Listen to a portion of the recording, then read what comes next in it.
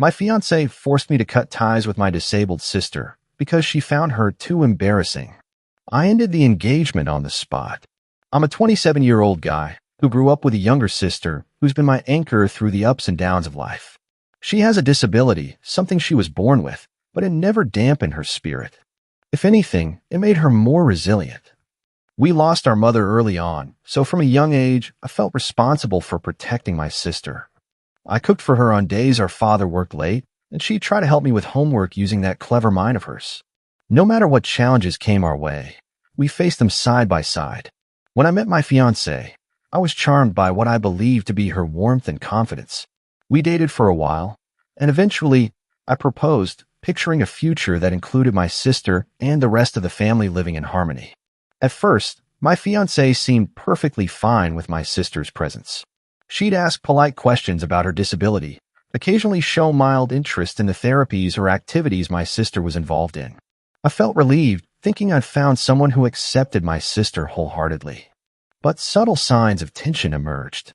My fiancée rarely came along when I'd visit my sister. If we were invited to a small gathering that included her, she'd make excuses to avoid it or leave early. At the time, I thought it was just social discomfort. Some people are uneasy around those with special needs if they haven't had exposure before. So I'd chalk it up to that, making allowances, reassuring myself that she just needed time to grow comfortable. Then, one day after a family dinner, my fiancée complained during the car ride home that my sister's presence was awkward.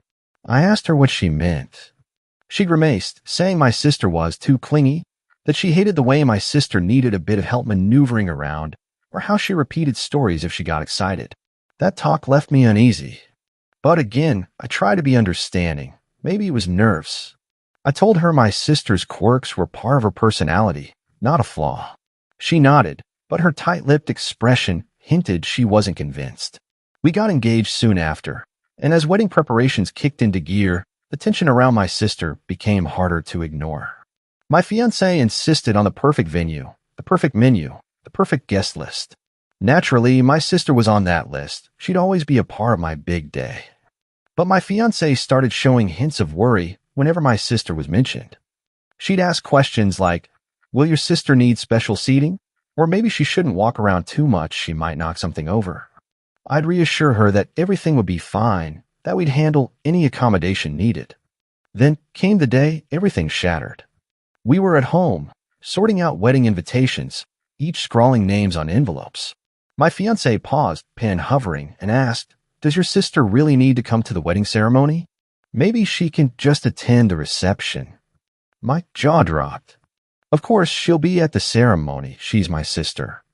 She tried to phrase it as a concern for my sister's comfort or capacity for sitting still. I knew better.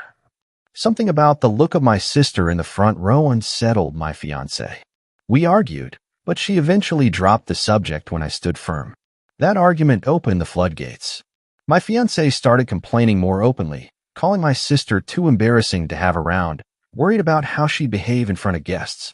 She used coded language, like, "I just want everyone comfortable," or "we can't risk the ceremony going off track." But I saw through it. She was mortified that my sister's disability might draw attention, overshadowing her bride-to-be moment. I remember one evening specifically. I'd returned from helping my sister with a small errand, and my fiancé confronted me the moment I walked through the door. Her arms were folded, her face set in a tight frown. "We need to talk," she declared. I braced myself, sensing trouble. She took a breath, then outright stated, "I don't want your sister to attend the wedding at all." My ears rang. I asked why, quietly, trying not to explode. She rattled off nonsense about potential disruptions, how it might be too much for your sister's condition, and that it'll make the wedding pictures awkward. Something snapped inside me. "That's my family," I said, voice trembling. "She's part of my life." My fiancé huffed that I needed to think logically. She called it kindness to spare my sister the trouble of a long ceremony, a big crowd, all the fuss. But I knew the truth. She was just ashamed to have a disabled person in the spotlight. I felt my anger swelling, but I struggled to stay composed, telling her that my sister had more resilience and heart than most, and deserved a seat as much as anyone else. She brushed me off, telling me I was naive, that everyone will be watching her, not us. The tension became suffocating.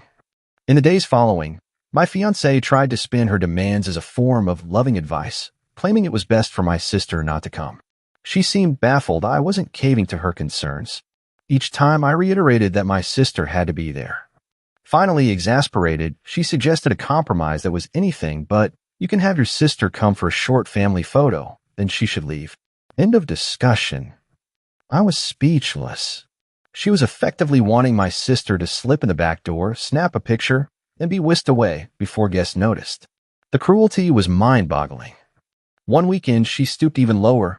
I discovered she'd spoken to my father. Though we're not super close, he's still supportive of my sister, and tried to persuade him that it'd be less stressful if my sister skipped the wedding.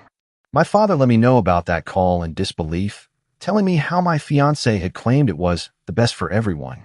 The nerve to go behind my back to family members, painting me as if I was ignoring my sister's best interests. My father shut her down, stating firmly that our family includes my sister at every milestone, and that was final. She was furious that she couldn't recruit him to her side. Then the worst blow of all, she confronted me, face tight with anger, and said if I insisted on my sister being part of my life after marriage, she wanted me to drastically reduce time spent with her, cut daily phone calls, limit visits to major holidays. The logic? My sister's existence was detrimental to the image of a perfect married couple. I stared at my fiancée, feeling a knot in my chest. She wanted me to cast aside my own blood, the sibling who'd needed me since we were kids, who overcame challenges daily. My fiancé's sense of entitlement to pick and choose who was worthy of my time left me raging inside. The final showdown erupted one evening after another heated argument. My fiancée laid down an ultimatum. Either you cut ties with your sister, or we cancel the wedding. I refused to be embarrassed. She said that word embarrassed, which cut me to the core. My sister's disability was nothing to be embarrassed about. She was a kind, funny, supportive person who never asked for pity or special treatment, just acceptance. I felt my blood boil. You want me to abandon my sister, who I've loved and protected since childhood? I demanded. She shrugged, unrepentant. Sometimes we have to make hard choices. A disabled sibling could complicate our future plans, hamper our social status. I can't handle that. The cruelty of that statement was breathtaking. I realized with chilling clarity that she valued appearances over genuine human bonds. I told her flat out, then we have no future. The wedding is off. The shock on her face revealed she truly believed I'd surrender to her ultimatum. She stammered, "Are you serious? You'd throw away all our plans because of your sister?" The question stunned me. She was either blind or intentionally refusing to see that her ultimatum was monstrous. I nodded. Absolutely. If you can't accept my sister, you can't accept me. We're done. She launched into a tirade of tears and curses, accusing me of being manipulated by my sister, calling me naive. She insisted I'd regret it, that no one would want a man who carries the burden of a disabled sibling. Her words only steeled my resolve. No marriage, however enticing it once seemed, was worth sacrificing my sister's dignity for. She demanded I rethink, threatened to publicly smear me if I didn't relent. I calmly reiterated that I was done. That night she left, slamming the door so hard it rattled the windows. I didn't sleep. My mind swirled with heartbreak and relief. Breaking off an engagement was huge, but how could I proceed with someone so lacking in empathy? My sister's face drifted through my thoughts. The time she'd held my hand at the hospital, cheered for me at school events, confided her fears about her condition. She was my family, my anchor. The fiancé I thought I loved had shown an ugly side, prejudice and selfishness. So yes, heartbreak mingled with unwavering conviction that I'd done the right thing. In the morning, I started unraveling wedding plans, calling the venue, the caterer, explaining we wouldn't proceed. My fiancé, well, ex-fiancé, texted a barrage of messages, a cocktail of insults and pleas. She offered a last chance to talk, but I wasn't interested. She even promised to tolerate my sister if we kept her in the background. That was the final insult. My sister is no background extra in my life. In the following weeks, I gathered my bearings. Some mutual friends, not knowing the real story, asked if we'd had a falling out over wedding stress. I told them plainly she demanded I cut off my disabled sister. That ended the conversation. People's jaws would drop, empathizing immediately. Meanwhile, my ex poured out twisted tales to her acquaintances, claiming I was obsessed with my sister, that I was putting family above my spouse, spinning the narrative to paint herself as the victim. I ignored it. My conscience was clear, my decision final. My sister, unaware of the details, only knew we'd called off the wedding. When I told her the reason, her eyes teared up. She apologized, as if it was her fault. That broke my heart. I assured her she'd done nothing wrong, that no one who truly cared about me would demand I cut her out. Her relief was palpable, though she confessed she always sensed my fiancé disliked her. I tried so hard not to be a bother, she said quietly. I reminded her that love never sees her as a bother. She gave me a small smile, her faith in me unwavering. Legally, ending the engagement required no complex steps, no shared assets, no joint finances, just heartbreak and canceled arrangements. My ex attempted a final dirty trick. She asked me to reimburse her for emotional damages and wedding costs. She threatened small claims court. My father, who's quietly supportive of my sister, told me not to worry. She had no real grounds. Sure enough, once my ex realized the legal battle would be pointless, she dropped it. That, I suspect, left her bitter and resentful. As for me, though the heartbreak lingered, an odd sense of peace washed over me. Freed from the chaos of her demands, I spent time with my sister again, guilt-free. We'd watch old movies, chat about life, share silly jokes. She'd reach out to hold my hand and whisper, "I'm so glad I still have you." And I'd answer that I'd always be there, no matter what. The bond we share might not impress people chasing superficial perfection, but it's real, rooted in unconditional love. Some nights, I'd reflect on how close I came to binding myself to someone who saw my sister's disability as an eyesore. I realized that if we'd married, I might have ended up forced to either defy my wife's demands or break my sister's heart. The very thought made me shudder. So, as painful as the breakup was, I considered it a narrow escape from a lifetime of manipulation.